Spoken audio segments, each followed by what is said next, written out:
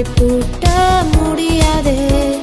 திறப்பவர் என்னோடு இருப்பதினால் திறவுகோலை என் கையில் தந்தார்.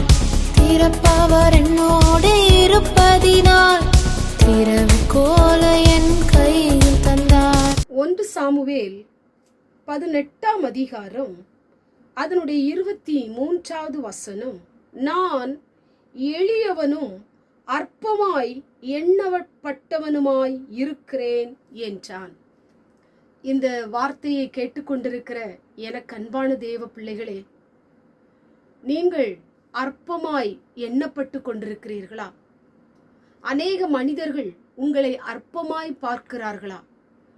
அற்பமான வார்த்தைகளை பேசி உங்களை நிந்தித்து கொண்டிருக்கிறார்களா? பயப்படாதீர்கள்.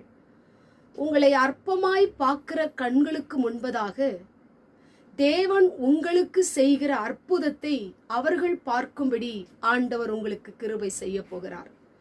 இன்றைக்கு எத்தனை மனிதர்கள் உங்களை அற்பமாய் பார்க்கலாம், அவதூறாய் பேசலாம், உங்களை நிந்திக்கலாம், உங்களை பரியாசம் பண்ணி கொண்டிருக்கலாம், உங்களை மட்டம் தட்டி கொண்டிருக்கலாம், உங்களை எளியவன் என்று சொல்லி உதாசீனப்படுத்தி கொண்டிருக்கலாம். அவர்கள் கண்கள் காணும்படியாக நீங்கள் அற்புதத்தை பெற்றுக்கொள்ளப் போகிறீர்கள். ஆண்டவர் உங்க வாழ்க்கையிலே அற்புதங்களை கர்த்தர் செய்ய போகிறார். நீங்கள் எதிர்பாராத அற்புதம் உங்க வாழ்க்கையிலே நடக்க போகிறது. உங்க வாழ்க்கையிலே காத்திருந்த காரியத்திலே கர்த்தர் உங்களுக்கு அதிசயத்தை கர்த்தர் செய்ய போகிறார். அற்பமாய் எண்ணப்பட்டவர்களை கர்த்தர் காண்கிறார். அற்பமாய் எண்ணப்பட்டவருடைய கரத்தை கர்த்தர் பிடிக்கிறார்.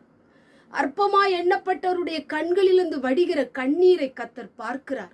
உங்களை விட்டு விடுகிற தெய்வம் அல்ல, உங்களை கைவிடுகிற தெய்வம் அல்ல, உங்களை உயர்த்துகிற தெய்வம், உங்களை ஆசீர்வதிக்கிற தெய்வம், உங்களை மேன்மைப்படுத்துகிற தெய்வம் பல பேர் முன்பாக உங்க வாழ்க்கையிலே உங்க காரியத்திலே கர்த்தர் அற்புதங்களை அவர் செய்ய போகிறார்.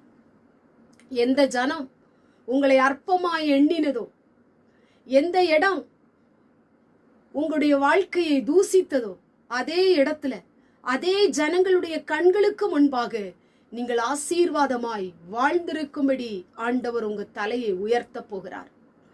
ஆனாலும் உங்க வாழ்க்கையில சில சோர்வுகள் இருக்கலாம், சில மனக்கவலைகள் இருக்கலாம், சில மன போராட்டங்கள் இருக்கலாம். இன்றைக்கு ஆண்டவர் உங்களோடு கூட பேசிக் கொண்டிருக்கிறார். அற்பமாய் எண்ணப்பட்ட தாவீதை ஆண்டவர் சிங்காசனத்திலே உயர்த்தி ஆசீர்வதித்தது போல உங்களையும் கர்த்தர் உயர்த்தி ஆசீர்வதிப்பார்.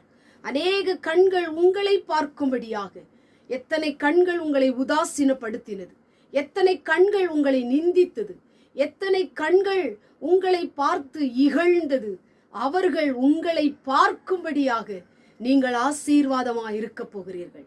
தலை நிமிர்ந்து நிற்க போகிறீர்கள். உயர்ந்த இடத்துல இருக்க போகிறீர்கள். கர்த்தர் உங்களை மேன்மைப்படுத்த போகிறார். உங்களை ஆசீர்வாதமாய் மாற்ற போகிறார். உங்க வாழ்க்கையிலே நீங்கள் எதிர்பாராத அற்புதங்களை கர்த்தர் செய்து உங்களுக்கு நன்மையை ஆண்டவர் தருவார். கண்களை மூடி ஜெபம் பண்ணுவோம்.